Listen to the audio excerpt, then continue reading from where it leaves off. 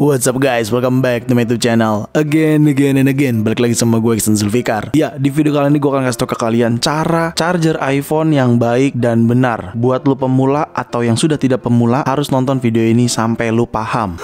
Ya, kalian udah bisa lihat sendiri sini. Sisi kiri adalah kabel, sisi kanan adalah adapter. Dan gue akan juga jelaskan secara sistemnya juga. Oke, gak usah berlama-lama lagi. Simak video ini hingga selesai, langsung aja check this out guys.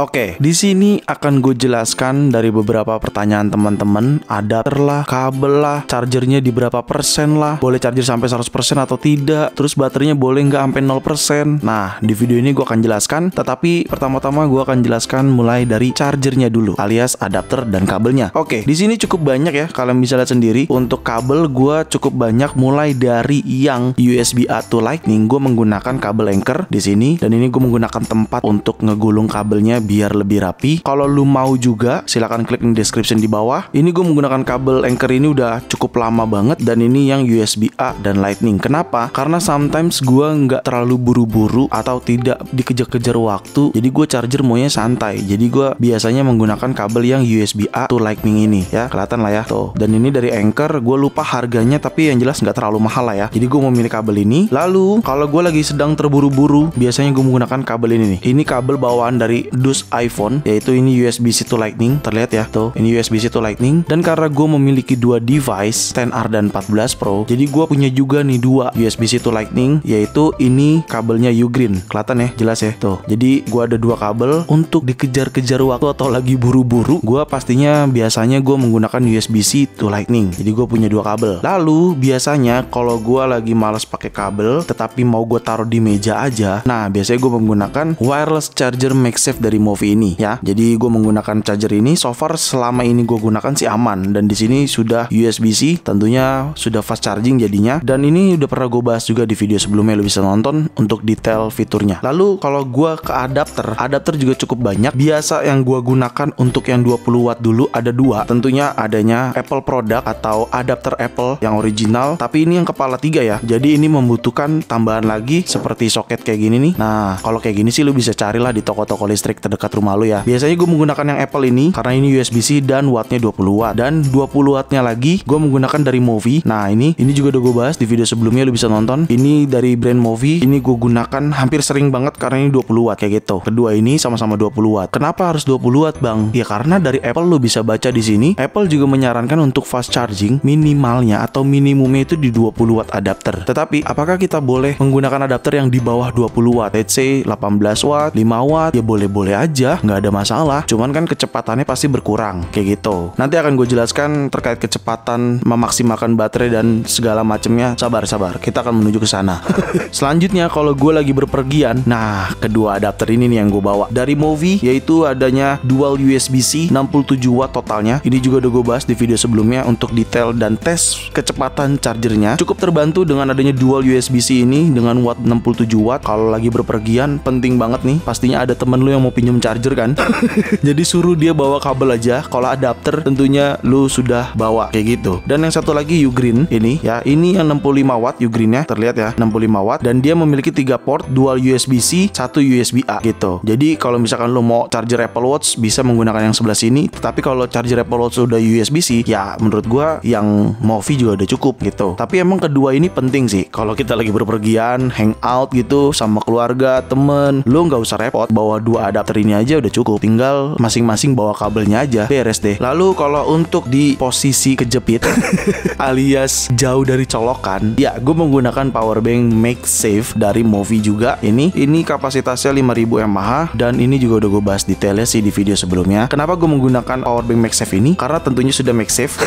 Yang kedua, ini tuh ringan, nggak besar-besar banget, dan pas aja gitu kalau dipakein di iPhone seperti ini tuh. Jadi dia pas dan enak aja, sesuai sama body si iPhone 14 14 Pro gua. Lalu apakah ini bisa digunakan untuk menggunakan kabel aja? Bisa banget. Misalkan iPhone temen lu kagak ada MagSafe-nya gitu ya. Ya udah lu cukup gunakan kabel aja, C to Lightning tentunya gitu ya. Karena dia portnya USB-C di sini. Jadi ini berguna banget sih lu bawa berpergian. Kalau jauh dari colokan, ya memang tidak bisa mengcover secara penuh seharian full bagi gua, tapi setidaknya HP lu nggak mati-mati banget lah, lo nggak lobet-lobet banget. Karena kan kalau lagi urgent atau lagi penting ya ini perlu banget kayak gitu. Terus apakah kabel dan adapter yang tadi sudah gue jelaskan itu baik digunakan? Nah, dari sisi Apple sudah merekomendasikan untuk hanya menggunakan aksesoris yang sudah disertifikasi oleh Apple, yaitu MFI. MFI itu adalah kabel. Kalau adapter nggak ada MFI catatannya ya. Jadi adapter sebenarnya bebas-bebas aja selama dia mendukung teknologinya Apple, yaitu apa? Power delivery kayak gitu, atau PD biasa tulisannya. Dan kabelnya ini yang MFI selalu ada badge seperti ini. Nah, jadi beberapa toko-toko atau brand-brand yang sudah melabeli badge dengan made for iPhone, iPod ataupun iPad, ya berarti itu sudah disertifikasi sama Apple gitu. Link sumbernya ada di deskripsi di bawah kalau lu mau baca juga. Lalu misalkan bagaimana dengan produk seperti MagSafe, Apple Car, Apple Watch dan lainnya bang? Ya, untuk produk tersebut sebenarnya juga ada made for Apple. Made for Apple tuh cukup banyak ya. Adanya made for iPad, iPhone, iPod, Apple Watch, Apple CarPlay, AirPlay, HomeKit dan MagSafe tentunya ya. Kalian bisa lihat di situ di gambar tadi. Kalau lu nurutin semuanya lumayan budgetnya.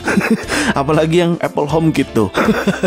Jadi kalau yang Apple HomeKit udah pasti produk tersebut pasti bisa terhubung ke aplikasi Home di sini. Sudah pasti. Meskipun sudah terhubung, harganya itu lumayan. Cuman ya bebas aja buat teman-teman, silakan aja seperti itu. Jadi untuk adapter dan kabel, yang penting kabelnya MFI. Mau brandnya apapun terserah kalian. Kalian bisa cocokkan sesuai budget karena harganya juga variatif ya. Tapi kalau adapter silakan gunakan yang sudah ada power delivery-nya. Mungkin ya seperti Movi, Ugreen gitu. Jadi menurut gua kalian bisa cobain adapter tersebut. Lalu secara sistem bagaimana bang? Oke, gua akan jelaskan di sini. Ini langsung dari websitenya Apple ya. Memaksimalkan masa pakai dan umur baterainya. Masa pakai baterai tanda kutip adalah jumlah waktu perangkat Anda bekerja sebelum perlu diisi ulang. Masa pakai baterai adalah jumlah waktu baterai Anda bertahan hingga perlu diganti. Memaksimalkan keduanya dan Anda akan mendapatkan hasil maksimal dari perangkat Apple Anda, apapun yang Anda miliki berdasarkan website Apple. Dan pertama, saran dari Apple adalah perbarui perangkat lunak ke terbaru. Itu untuk saran pertamanya. Yang kedua, optimalkan pengaturan. Nah,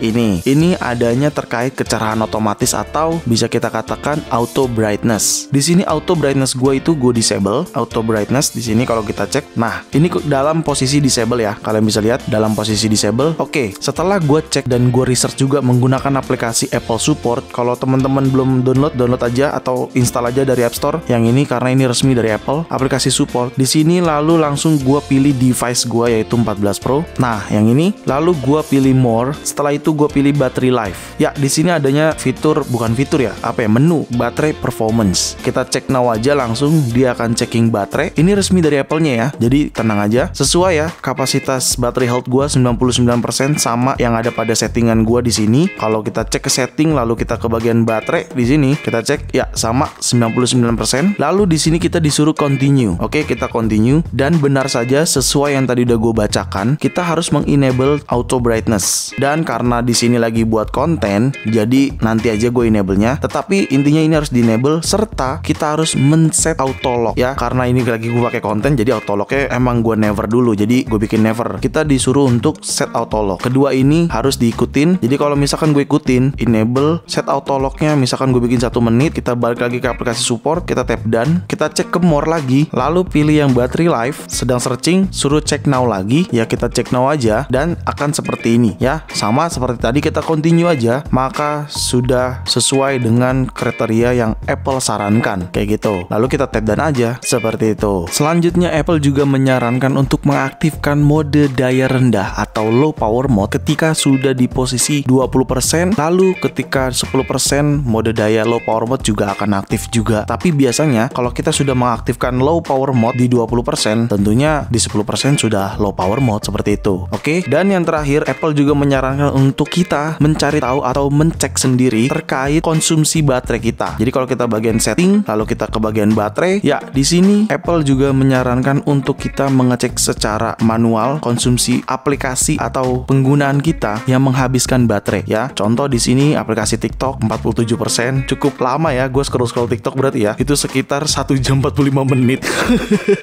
Kayak gitu. Lalu Twitter dan terakhir Instagram. Jadi kita harus memanage sendiri penggunaan aplikasi pada iPhone kita seperti itu. Ya, selanjutnya juga Apple memberikan informasi terkait baterai karena sudah menggunakan lithium ion. Jadi dia memberikan informasi dibandingkan dengan teknologi baterai tradisional, baterai lithium ion mengisi daya lebih cepat, bertahan lebih lama, dan memiliki densitas daya yang lebih tinggi untuk masa pakai baterai yang lebih lama dalam kemasan yang lebih ringan tentunya. Maksudnya gimana tuh lithium ion bang? Ya, jadi gini, seinget gua sejak iPhone 7 ke atas kalau nggak salah ya. Kalau gua nggak salah iPhone 7 ke atas atau iPhone 8 hingga paling terbaru, Apple sudah menggunakan teknologi baterai lithium ion, di mana dia akan menggunakan daya lebih cepat untuk mencapai 80%. Itu kenapa fast charging dari 0% hingga 80% itu dianggap fast charging, tetapi ketika 80% ke 100% itu dianggap normal kayak gitu. Karena emang Apple sengaja mendesain seperti itu agar untuk memperpanjang umur baterainya. Lalu kalau misalkan gue kadang kalau charger pada saat baterai gue di 80% suka stuck di 80% deh, nggak naik-naik. Ya, di situ Apple juga menyebutkan bahwa dia membatasi pengisian daya di atas 80% saat suhu baterai yang disarankan sudah terlampaui, alias bisa kita katakan iPhone lu dalam kondisi panas yang berlebihan, makanya Apple mengurangi pengisian dayanya atau membatasi pengisian dayanya. Jadi kalau misalkan suhu iPhone lu adem, dingin gitu ya, 80% ke 100% itu akan normal pengisiannya, tidak akan stuck di 80%. Mau di 90% atau 80% sama saja. Mau stucknya di atas 80% intinya selama dia stuck tiba-tiba itu memang sengaja dibatasi pengisian dayanya seperti itu. Dan kata Apple juga di sini dia bilang tidak perlu membiarkan kosong 100% sebelum diisi ulang. Ya, jadi buat teman-teman yang kemarin nanya, "Bang, iPhone lu kenapa tuh kok dikosongin sampai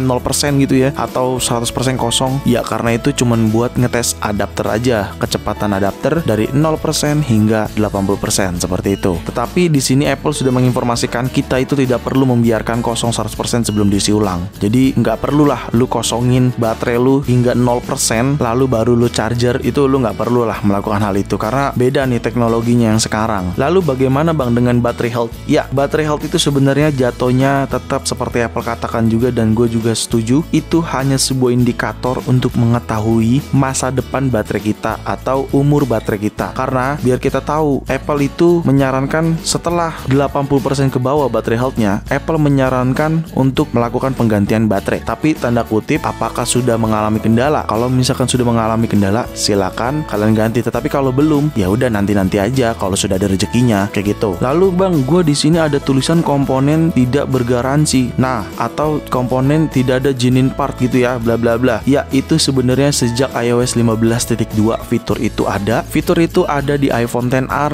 XS model hingga paling terbaru dan termasuk iPhone SE generasi 2 dan generasi 3. Fitur itu akan muncul apabila lu melakukan penggantian baterai atau penggantian layar gitu ya. Intinya spare part pada iPhone lo. Jadi biasanya fiturnya itu muncul di bagian about sini. Nah, di bagian sini biasanya muncul tulisan genuine Apple Part kayak gitu. Fitur itu akan muncul dengan catatan iPhone-nya sudah melewati iOS 15.2 atau sudah update lebih terbaru saat ini 16.3 dan kalian melakukan penggantian baterai, ya fitur itu akan muncul. Jadi itu penting karena untuk lu mengetahui apakah baterai yang lu ganti itu memang sesuai Apple Part atau original Apple, ya makanya adanya fitur itu untuk membantu lu mendiagnosa baterai yang lu gunakan. Kalau misalkan lu udah update iOS paling terbaru tapi lu belum melakukan penggantian baterai atau spare part lainnya, iya fitur itu nggak akan muncul kayak gitu. Lalu yang terakhir terkait kalibrasi. Ya, sebenarnya kalibrasi dengan cara matiin iPhone-nya terus diemin sebentar atau pakai iPhone-nya hingga 0% terus didiemin habis itu di charger, ya itu sudah tidak perlu karena Apple sudah menerapkan teknologi untuk baterainya tersendiri seperti tadi udah gue jelaskan. Mungkin hal tersebut akan berjalan untuk seri-seri iPhone 6s ke bawah, tetapi untuk iPhone 7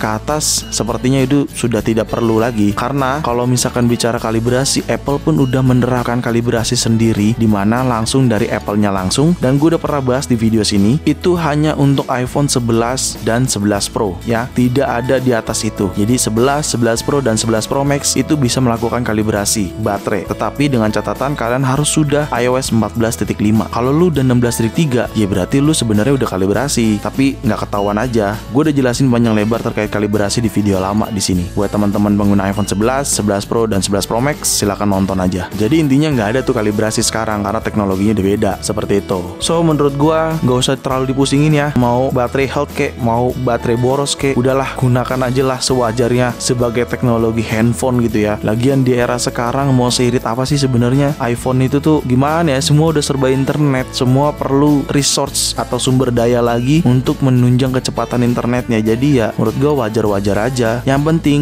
selama lu nggak keganggu, nggak terlalu parah tanda kutip ya, menurut gue nggak akan masalah lah. Dan by the way di sini gue masih menggunakan iOS 16.3 ya, iOS terbaru. Jadi so far sejauh ini juga aman. Kalau lu mau nonton videonya silahkan nonton di video sebelumnya. Oke, segitu aja mungkin video gue kali ini. Semoga sangat bermanfaat buat teman-teman agar paham terkait baterai pada iPhone atau cara memaksimalkan umur baterai juga. Kalau misalkan dari teman-teman ada yang mau nambahkan, silakan saja tulis di kolom komentar. Jangan lupa juga kalian like video ini, share video ini ke sosial media kalian, ke grup WhatsApp, grup TikTok, grup apapun, kalian share aja sebanyak-banyaknya. Dan pastikan kalian mendukung channel ini dengan cara mensubscribe channel ini. So, see you next video. Bye-bye.